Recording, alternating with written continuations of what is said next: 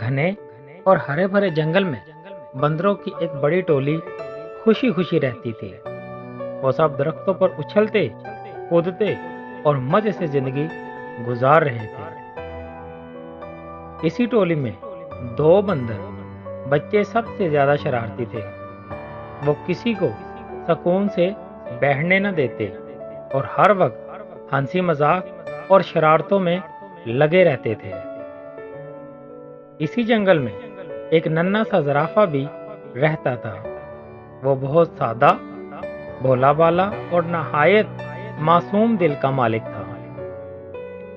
ایک دن وہ گھاس چرتے چرتے بندروں کے علاقے میں پہنچ گیا، جہاں سب بندر درختوں سے پتے اور پھل توڑ کر کھا رہے تھے۔ شرارتی بندروں نے زرافہ کو دیکھا تو وہ حیران ہوئے اور بولے، ارے دیکھو، لمبو آ گیا ہے، چلو اسے چھیڑتے ہیں۔ زرافہ نے نرمی سے کہا، میں زرافہ ہوں، کیا تم میرے دوست بنو گے؟ لیکن دونوں بندر مذاق اڑانے لگے اور بولے، تم کتنے بدصورت ہو، تمہاری گردن مینار جیسی ہے اور ٹانگیں سیڑھی جیسی، ہم ایسے عجیب جانور کے ساتھ کبھی دوستی نہیں کریں گے۔ پھر ایک بندر نے درخت سے پکا ہوا پھل توڑا اور زور سے زرافہ کے منہ پر پھینک مارا۔ پھل کا رس زرافہ کے چہرے پر پھیل گیا۔ وہ اداس سا منہ لٹکائے، آنکھوں میں آنسو لیے وہاں سے چلا گیا۔ کچھ دن بعد دونوں شرارتی بندروں نے سوچا، چلو آج ہم اکیلے گھومنے چلتے ہیں، اور صبح سویرے سب سے چھپ کر نکل گئے۔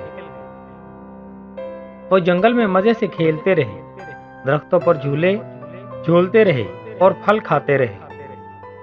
دوپہر کے وقت وہ ایک بڑے درخت کی شاخ پر جا بیٹھے، لیکن نیچے ایک خوفناک شیر سو رہا تھا۔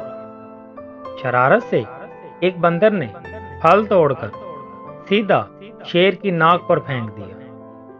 شیر نے غصے سے دھاڑ ماری، میں جنگل کا بادشاہ ہوں، نیچے اترو، ابھی تمہیں کھا جاؤں گا۔ شیر نے اچانک چھلانگ لگائی، اندر خوف کے مارے کانپ گئے، ان کے ہوش اڑ گئے۔ اسی وقت اوپر سے زرافہ کا سر نظر آیا۔ اس نے آہستہ سے کہا، جلدی کرو، میری گردن پر آ جاؤ، میں تمہیں بچا لوں گا۔ دونوں بندر ڈرتے ڈرتے زرافہ کی لمبی گردن سے پھسل کر اس کی پیٹھ پر سوار ہو گئے۔ زرافہ نے لمبی ٹانگوں کے ساتھ تیز دوڑ لگائی۔